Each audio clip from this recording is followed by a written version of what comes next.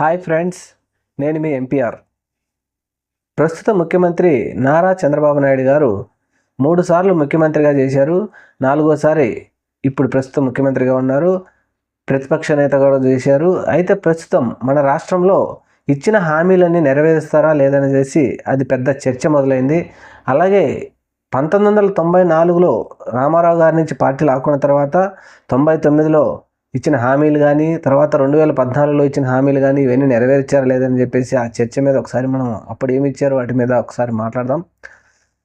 ఉమ్మడి ఆంధ్రప్రదేశ్లో చంద్రబాబు నాయుడు గారు ఎస్సీ ఎస్టీ వర్గీకరణ, ఏబిసిడి వర్గీకరణ తెస్తానని చెప్పేసి ఒక ఉద్యమాన్ని ప్రేరేపించేసి అప్పట్లో రాజశేఖర రెడ్డి గారి మీద పోటీకి 2004లో ఎస్సీ ఎస్టీ మిమ్మల్ని ఏబిసిడి గ్రూపులుగా తీసుకొచ్చి ఎస్సీలలో ధనికులను పేదవారిని వర్గీకరణ చేస్తానని చెప్పేసి ఒక పెద్ద ఉద్యమాన్ని ప్రేరేపించి అప్పట్లో ఎస్సీలను ఎస్టీలను కాంగ్రెస్ గవర్నమెంట్కు వారు బాగా ఉండేవారు కాబట్టి వాళ్ళని కాంగ్రెస్ గవర్నమెంట్కు దూరం చేయాలని చెప్పి ఉద్దేశంతో బాగా ప్రేరేపించడంతో వాళ్ళు కొంతమంది నమ్మారు, కొంతమంది నమ్మలేదు. అయితే గత 25 ఏళ్ళగా ఈ చంద్రబాబు నాయుడు గారు చెప్పినటువంటి ఎస్సీ వర్గీకరణ ఏమైనా చేయగలిగారా? అసలు అది చట్టబద్ధతేనా? ఎస్సీ వర్గీకరణ చేయాలంటే రాజ్యాంగపరమైన చర్య, అది రాజ్యాంగపరమైన చర్య కాబట్టి అది చేయాలి. కానీ చంద్రబాబు నాయుడు గారు ఏంటంటే ఎలక్షన్లు వచ్చినప్పుడు నేను చేస్తాను అని చెప్పేసి మాట ఇచ్చేస్తాడు. ఎలక్షన్లు అయిపోయిన తర్వాత గద్దెనెక్కిన తర్వాత దాన్ని పట్టించుకోడు, అది సహజం. అలాగే కాపు రిజర్వేషన్లు తెలంగాణలో బీసీలోకి చేర్చారు కాపుల్ని, ఆంధ్రప్రదేశ్లో మాత్రం ఓసీలలో ఉన్నారు. అయితే రాజశేఖర రెడ్డి గారు ఇది రాజ్యాంగ సవరణ కావాలి, నా పరిధిలో ఉన్నంతవరకు చేస్తానని చెప్పేసి ఆయన కొంతవరకు చేయగలిగారు. కానీ పూర్తిగా బీసీలలో అయితే చేర్చలేదు. జగన్మోహన్ రెడ్డి గారు కూడా నా పరిధిలోది కాదది, రాజ్యాంగ సవరణ చేస్తేనే కాపులకు మనల్ని బీసీలో చేర్చగలం, కానీ లేకపోతే అది నా పరిధిలోది కాదని చెప్పేసి ఆయన కరాఖండిగా 2014లో చెప్పారు, 2019లో కూడా చెప్పారు. అయితే కొంతమంది ప్రజలు నమ్మారు, కొంతమంది ప్రజలు నమ్మలేదు. 2014లో చంద్రబాబు నాయుడు గారు కాపులని రిజర్వేషన్ ఇస్తాను అని చెప్పేసి బీసీలో చేరుస్తానని చెప్పిన చంద్రబాబు నాయుడు గారు రిజర్వేషన్ ఏమైనా ఇచ్చారా? దాని మీద ఎంత చర్చ, ఎంత హంగామా జరిగింది. ముద్రగడ పద్మనాభం గారి వారందరూ ఎంత గొడవ చేశారు రిజర్వేషన్ల గురించి, కానీ చేయలేదు. వాళ్ళందరినీ అణిచివేయడానికే ప్రయత్నించారు. కానీ సరే, వాళ్ళు చెప్పినట్టుగా పేద ధనిక కాపుల్లో వాళ్ళకి రిజర్వేషన్ ప్రయత్నం చేద్దామని కూడా అప్పట్లో చంద్రబాబు నాయుడు గారు చేయలేదు. అలాగే ఇంకా ముందుకెళ్తే ఆర్టికల్ 3 మన వాళ్ళందరికీ గుర్తుండొచ్చు, కొంతమందికి గుర్తుండొచ్చు, కొంతమంది గుర్తుండకపోవచ్చు. 1989లో అప్పట్లో గవర్నర్గా ఉన్నటువంటి మన జోషి అనే మేడం గారు, ఆవిడ ఒక ఆర్డినెన్స్ను ఆంధ్రప్రదేశ్ రాష్ట్ర ప్రభుత్వంతో సంబంధం లేకుండా ఒక ఆర్డినెన్స్ని ఇచ్చారు. అదేంటి అంటే గిరిజన ప్రాంతాలలో ఉన్నటువంటి ఎలిమెంటరీ స్కూల్స్లో ఉన్నటువంటి పోస్టులన్నిటికీ ఆ గిరిజన ప్రాంతాల్లో ఉన్న వాళ్ళనే అపాయింట్మెంట్ చేయాలనే ఉద్దేశంగా ఒక ఆర్డినెన్స్ ఇచ్చారు. అయితే ఆ ఆర్డినెన్స్కు చట్టబద్ధత లేదు, ప్రభుత్వం దాన్ని యాక్సెప్ట్ చేయలే. దాని మీద వివిధ ప్రాంతాల్లో, వివిధ కోర్టులలో, అన్ని కోర్టులలో చట్టబద్ధత లేనందువలన దాన్ని కొట్టేశారు. అయితే చంద్రబాబు నాయుడు గారు గిరిజన ప్రాంతాలలోకి వెళ్ళిన ప్రతిసారి నేను మీ గిరిజన ప్రాంతాలకు ఆర్టికల్ 3 ప్రకారం మీ పోస్టులు మీకు ఇస్తాను, మీ పిల్లలే చేసుకోవచ్చు అని చెప్పుకుంటూ వచ్చేవారు. అయితే అది నిన్న మొన్ననే ఆర్టికల్ 3ని ఇది చట్టబద్ధత కాదు అని చెప్పేసి సుప్రీంకోర్టు కొట్టేసింది. ఇలాంటి అబద్ధాలు చెప్పగలగడంలో చంద్రబాబు నాయుడు దిట్ట.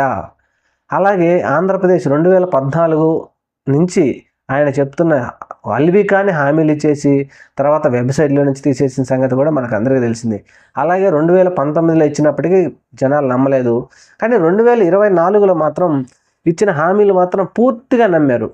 మరి ఆయన ఎలా అప్పుడేమో కొద్ది రోజుల వరకు జగన్మోహన్ రెడ్డి గారు ఇవన్నీ ఇస్తున్నారు, సోమరిపోతులు చేస్తున్నారు అన్నట్టు చెప్పినటువంటి చంద్రబాబు నాయుడు గారు ఎలక్షన్ల టైం వచ్చేటప్పటికి వారి పత్రికలు, వారి మీడియా, వారి మేధావులందరూ కలిసి మళ్ళీ జగన్మోహన్ రెడ్డి గారు ఇచ్చిన దానికంటే డబుల్ ఇస్తానంటే చెప్పుకుంటూ వస్తూ, అందులో ముఖ్యంగా ల్యాండ్ టైటిల్ యాక్ట్ అనేది మనకు అందరికీ తెలిసిందే, కేంద్ర ప్రభుత్వం తీసుకొచ్చింది ఆ చట్టము. దాని మీద అన్నిటి మీద పేపర్లలో ఎల్లో మీడియా, ఎల్లో జర్నలిజం ప్రజల మదిలోకి ఏ విధంగా ఎక్కించిందో మనందరికీ తెలిసిందే. గెలిచిన వెంబడే ప్రమాణ స్వీకారం చేసేటప్పుడు ముందు రోజే మొదటి సంతకం ల్యాండ్ టైటిల్ యాక్ట్ మీద పెడుతున్నానని చెప్పినటువంటి చంద్రబాబు నాయుడు గారు కరెక్ట్గా నెల రోజులు జరగకముందే యూటర్న్ తీసేసుకొని కేంద్ర ప్రభుత్వం పార్లమెంటులో ల్యాండ్ యాక్ట్ టైటిల్ సర్వే చేసిన రాష్ట్రాలకి 50 సంవత్సరాల పాటు వడ్డీ లేని రుణాలు ఇస్తానని చెప్పడంతో యూటర్న్ తీసేసుకున్నారు. మరి ఇప్పుడు యూటర్న్ తీసుకొని ల్యాండ్ టైటిల్ యాక్ట్ తేకుండా ఉంటాడా? ఖచ్చితంగా తెస్తున్నాడు. రీసర్వే చేస్తున్నామని పబ్లిక్గా చెప్తున్నారు. మరి ఒకసారి ప్రజలు కూడా ఆలోచించాలా. ఈ ల్యాండ్ టైటిల్ యాక్ట్లు అప్పుడు నాకు ఒక పెద్ద మనిషి పరిచయమైనప్పుడు ఒక ఆయన చెప్పాడు, ఈ పొలాలన్నీ జగన్మోహన్ రెడ్డి లాగేసుకుంటాడు అన్నారు. ఎట్లా లాగేసుకుంటాడు? మరి ఇప్పుడు చంద్రబాబు నాయుడు లాగేసుకుంటున్నా? ఇది మీరు నమ్మగలరా? మన పొలాలు ఇప్పుడు మరి అప్పుడు జగన్మోహన్ రెడ్డి లాగేసుకుంటే ఇప్పుడు చంద్రబాబు నాయుడు కూడా లాగేసుకున్నట్టే కదా. మరి ఆ లాజిక్ ఇప్పుడు ఎందుకు మర్చిపోతున్నారు? ఎవడన్నా అడుగుతున్నాడా? ఎవడన్నా నోరు తెరుస్తున్నాడా? అందులో చిన్న లాజిక్ ఒకటి, చిన్నది ఇంకొకటి చెప్తాను. అప్పుడు 2019 నుంచి 2024 వరకు ముఖ్యమంత్రిగా ఉన్నటువంటి జగన్మోహన్ రెడ్డి గారు చెత్త పన్ను మీద అప్పుడు ఏం చేశారంటే, ఈ చెత్త అంతా తీసేసి ఆ కార్మికులందరికీ జీతాలు ఇవ్వాలి కాబట్టి వారికి ఇంటికి ఒక 30 రూపాయల చొప్పున వసూలు చేయాలని చెప్పేసి తెస్తే, దానికి చెత్తకు కూడా పన్ను వసూలు చేస్తున్నటువంటి చెత్త ముఖ్యమంత్రి అన్నవారు. మరి ఇప్పుడు 30 నుంచి 90 రూపాయలు అయిందిగా. మరి అప్పుడు జగన్మోహన్ రెడ్డి చెత్త ముఖ్యమంత్రి అయితే మరి ఇప్పుడు కూడా చేసే ముఖ్యమంత్రి కూడా చెత్త ముఖ్యమంత్రి కదా. మరి ఇప్పుడు ఆయన పంచాయతీరాజ్ శాఖ మంత్రి కూడా, ఆయన కూడా చెత్త మంత్రేనా? అలాంటి మాటలు అప్పట్లో మాట్లాడారు. ఇకపోతే ప్రభుత్వ ఉపాధ్యాయులు, వారు ఓపీఎస్, సిపిఎస్, జిపిఎస్, వారి మాటలు వాళ్ళకే తెలియాలి. వారేమో ఓల్డ్ పెన్షన్ స్కీమ్ కావాలంటారు, సెంట్రల్ గవర్నమెంట్ ఏమో సిపిఎస్ సీఎం అన్నది. ఇవి రెండు మా వల్ల కావని చెప్పేసి జగన్మోహన్ రెడ్డి గారు కూడా ఈ విషయంలో కొంచెం ఆయన పొరపాటు చేశారు. 2019 ఎలక్షన్ క్యాంపెయిన్లో ఆయన చెప్పారు, కానీ అది చేయలేకపోవడం వల్ల జీపీఎస్ అని చెప్పి ఆయన తీసుకొచ్చాడు. మరి జీపీఎస్ స్కీమ్ను నేను రద్దు చేస్తానను, లేకపోతే నేను దాన్ని సవరిస్తానని చెప్పినచ్చు ఆయన నైట్కి నైటే ప్రభుత్వ ఉపాధ్యాయులకు తెలియకుండా నైట్కి నైటే దాన్ని ఎందుకు తీసుకొచ్చారు? అయితే ప్రభుత్వ ఉపాధ్యాయులకు తెలిసి దాన్ని కొంచెం ఎదిరించడంతో అప్పటికి ఆపారు. కానీ రాబోయే కాలంలో దాన్నే కంటిన్యూలోకి తీసుకొస్తారు. ఇలాంటివన్నీ చంద్రబాబు నాయుడు నమ్మి ఆంధ్రప్రదేశ్ ప్రజలు నమ్మి ఓటేశారు. కానీ ఇంకొకటి, చంద్రబాబు నాయుడు గారు ఆత్మకథ మనసులో మాట అని ఒక విషయం రాశాడు. అందులో ఒక మ్యాటర్ రాస్తే అందులో ఒకటి ఇంట్రెస్టింగ్గా, అసలు ఆంధ్రప్రదేశ్నే కాదు ఎక్కడ కూడా ప్రజలకు ఉచిత పథకాలు ఇవ్వకూడదు, ఉచిత పథకాలు ఇచ్చేసి సోమరిపోతులు చేస్తున్నామని రాసుకున్నారు.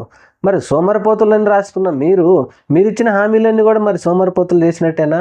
ఆయన ఉద్దేశం ఏంటంటే, ఇప్పుడు మనము ఉచిత పథకాలు ఇవ్వాల్సిన పనే లేదు, హామీలు ఇచ్చాం, గద్దెనెక్కాం, అంతే చాలు. ఎట్టి పరిస్థితుల్లో ఆంధ్రప్రదేశ్లో ఉన్న ఏది కూడా ఆయన నెరవేర్చరు, ఉన్న డబ్బంతా తీసుకెళ్ళి అమరావతిలో పెడతారు. ఇలాంటివన్నీ రకరకాలవన్నీ చెప్పి అధికారంలోకి వచ్చినట్టు చంద్రబాబు నాయుడు ఆంధ్రప్రదేశ్ ప్రజలు 2024 కూడా నమ్మి ఇప్పుడు మొత్తుకుంటా ఉన్నారు, మేము మోసపోయి చేసేవాడు ఉన్నంతకాలం మోసపోయేవాడు ఉంటాడు.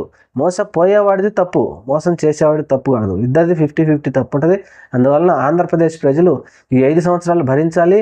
అందులో కూడా మోసాలు ఏమేమి జరుగుతాయో చూస్తూ ఉండాలి. మీకు చేతనైతే ఎదిరించండి, లేకపోతే గమ్ముకుండండి. అంతేగాని ప్రతిసారి చంద్రబాబు నాయుడు మోసం చేస్తాడు, ఓట్లేసేటప్పుడేమో ఆయన మాటలు నమ్మి ఓట్లేస్తారు, ఓట్లేసి గెలిచిన అంతా అయిపోయిన తర్వాత మోసం చేసినాడంటే తప్పు ఎవరిది?